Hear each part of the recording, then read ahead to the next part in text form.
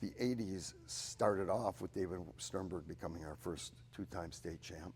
Included in that was some of the biggest heartbreak I ever saw in my life, even to this day.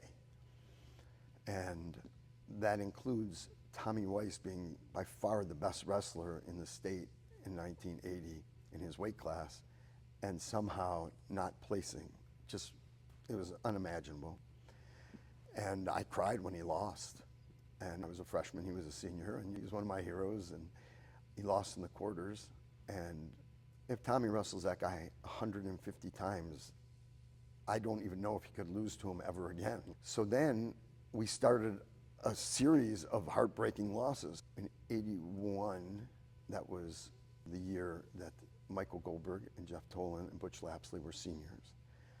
And somehow Jeff Tolan, who I think was officially the toughest kid in the world, didn't make state. Michael Goldberg made the state finals, unbelievably. I put it all together and way exceeded his abilities, but it was all attitude and toughness. And he was tough, and he was mentally tough. And so, but then he gets to the finals, and it was heartbreak. And Butch Lapsley that year in 81 was wrestling his biggest rival, a kid who he was better than. There was no question. He beat him in the district finals, and he beat him in the All-Star meet the week after the states. But he lost him in the state finals. He got pinned in the state finals. And again, I was in the stands, and I put my head down, and I could not stop crying.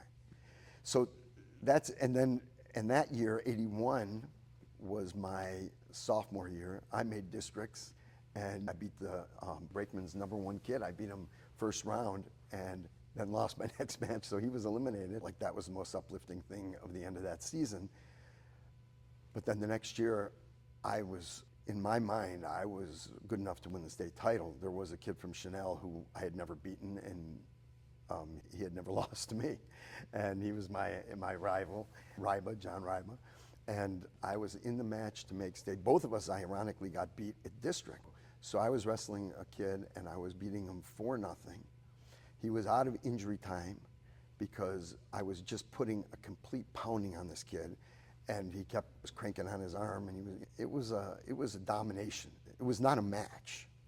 And I was on top where I was strongest, and there was 39 seconds left in the match, and he did what everybody did. He reached up to grab my head and pull me over the top. I had 2 boots in, and what I would do is I would lower my head like that so people would reach up, and then I could sink the half in deeper and really crank on him. But he caught the back of my headgear with his fingers, and my chin strap was, I couldn't get out. I couldn't get loose. And I went over to my back, and I heard them counting, and I knew I was giving up 5, so I knew I had to get off my back and escape it to tie it up and put it in overtime. And I got to my feet. I got off my back, up to my feet, and literally escaping, and time expired. And I was out. It was a crushing blow. So even though the 80s were very exciting, there was a lot of success, right? There was a lot of heartbreak too. The program here, I think the reason it meant so much was because the program here, when you came to the gym, it was a full gym. And there was a lot of screaming people, and you'd come running out of the locker room, and they had this ring with black and yellow streamers, and come out to Bruce Springsteen's Born to Run. Man, we'd come ripping through there, and people would go crazy. But that was at the beginning of the 80s. And then by the time I was a senior, it really wasn't that. That was just 3 short years later. And then the next year was Coach I's last year. And then we had a couple different coaches. And even though, like I said, we had a remnant of great wrestlers still here with Schneider and Krantz and Bornstein and Josh Anderson, it wasn't the same. It was a different place, and the energy level was different. And the coach that came in, nobody knew. And he was a good guy. His name was Mickey Bates, and he was a good guy. And he was doing his best to restore it, but he didn't know what it was. He didn't know what the tradition here was. And that was the end of the tradition. It died in 84. And so it was a fun place to be, like in the late 70s, early 80s. It was exciting. It was, we'd come to the matches as a middle school kid, and I was screaming my head off for kids I didn't even know. I didn't know who they were, but I heard other people screaming, and I was screaming their names, and I wanted to be that so badly. I think the basketball team was a very good basketball team on a local level. Didn't do much on the state level, but our wrestlers, They were as tough as anybody in any division. We had a heavyweight named Brad Herzog, and he spent his first several years of wrestling just getting tortured by anyone and everyone. And then he wanted to quit wrestling, and Ryan called me and said, "Can you talk to Herzog? He's quitting." And I'm like, "The hell he is." And so I called him, and Brad and I talked on the phone for probably 45 minutes, way more than he wanted to. He just wanted a way out. But I told him, "Listen, you've been putting all your work into it. You're finally going to enjoy some success, and now you're going to walk away? That's literally self-torture." We're at the first tournament of the year, and puts it all together, and he finishes third, and he pinned probably 3 or 4 guys in that tournament, and he had a match. I think the match for third and fourth was the big match, and it was a tough match, and he pulled it out, and I remember just being ecstatic for that kid. Jordan Lipp winning the state title as a freshman, undefeated freshman, I have goosebumps just thinking about it. And then Kevin coming in the next year, taking Jordan's spot, and he had to wrestle Braxton Scaletta in the state championship. Linsker, I could pick any one of his big matches. Well, any one of his big matches that he won, they were huge. His state finals match against Hurley was probably the best kid in the country that year. I think there was about 30 seconds left in the match, and Michael was down 7-4, which was 1 point better than it finished in the district finals the week before. Hung in there, and the strategy was that you got to wear him down. If you want to have a chance to beat him, you got to wear him down late in the match. Michael wanted to spladle him in the worst way. That was Michael's signature move, and you couldn't hit it on him because his coaches were screaming, "Watch the spladle, watch the spladle, watch the spladle." But if you got him tired, maybe you could take his mind off him. So Michael made him work for everything he had, and 30 seconds left, the kid takes a shot and just sat on that shot a little bit, much longer than he does normally. Normally it's shot and finish is one thing, but locked up his spladle and never worked so hard to turn a kid with it. The kid was not gonna go. He knew if he went, it was over, and Michael just willed it over, and yeah, he got the pin. He didn't need the pin. He would have beaten by a point. I couldn't even handle that match. I couldn't sit in his corner because I was no longer officially a coach. And so I went up to the top of the mezzanine because I had to be alone. And I was literally, when he hit that spladle, I was gone. It wasn't even in this planet. Those were huge moments. Chad Silverstein made state as a sophomore. That match was insane. He had no business winning that match, and he won it, and everybody mobbed him on the mat afterward. The list goes on and on. Yeah, your uncle, Ryan, making state as a freshman in the finals of sectionals, or in the finals of the sectionals, no, his sophomore year. In the finals of the districts, he wrestled an undefeated senior who had no intention of losing to a sophomore. And this kid showed Ryan no respect. He, cheap shots, dirty dirty. He just wrestled dirty, treated him like he was, and it was a barn burner. I mean, I think the final score was 13-11 or something, and Ryan came out on top, and that was an amazing match. I had a lot of heroes. David Fisher was you really couldn't get a good look at him because he was just a flash, and he was such a nice guy. He was so humble and such a good person. And then Al Saransky started dating my sister. Oh, he was just the coolest thing there was. And I had a wrestler that was coming over all the time, and I felt like he was coming over for me. I never really got to see Ricky Sorkin, but his legacy lived on in the room because I guess he had a very punishing style of wrestling. His aura was always around. And then for sure, when I was in high school, Tommy Weiss and David Sternberg were the seniors and the captains, and they were the 2 best wrestlers in the state. And then in the grade below them, we had Michael Goldberg and Butch Lapsley and Jeff Tolan and the Kravitzes. I looked up to everybody. Everybody had something for me because I felt like everybody had something on me. They were better than me at a lot of things. So I wanted to be like them. My relationship with Coach I, everything that I learned from him on the mat, in the room, attitude-wise, right from wrong, every single lesson that a person could learn, I learned it from him. He was the single most important factor outside of my parents.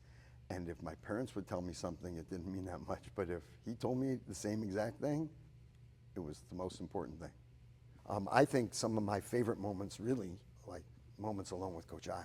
Driving down to state my senior year, it was just me and Coach I, and hearing stories from Coach I was always my favorite thing. Just being with Coach I was, I mean, if I had to pick one thing that was my favorite thing about wrestling at Beachwood in all the years, my favorite thing was spending just time myself and Coach I. I loved that more than anything. And I still remember all the stories he told me, and I guarantee you I know more stories than anybody with the possible exception of his son, Mike. And I treasure the fact that I have those stories still with me and those experiences with me, and Coach I is still with me. And I think that's probably the single biggest hallmark of my enjoyment, my pleasure in Beachwood Wrestling. My contribution in Beachwood Wrestling. Well, I think I was constantly pursuing the greatness of the guys that came before me. Mark Haywald, Ricky Stone, Dave Fisher, Ricky Sorkin, Jerry Levine, and then Tommy and David. It was there in front of me. There was David Krantz, who was a great wrestler. But David was like a hero of mine in so many ways. He was a hero in life to me. He was a dear friend. He treated me like a brother. And he was a great student, and he was a great person, and he was a great wrestler. My big impact, I hope, was that when I left the school, I left something for the younger kids to aspire to. There were some good kids in the room when I left. There was Hal Tolan, who was tough as nails. There was Mark Schneider and Daniel Bornstein and Stuart Krantz and Josh Anderson, and all those kids were really, really great wrestlers. And so I hope I left them with something to aspire to. As far as a lasting impact, I don't know. Maybe it ends with the last kids that were in school with me. I don't know. Where I think my biggest contribution comes in is I sort of bridged the two worlds.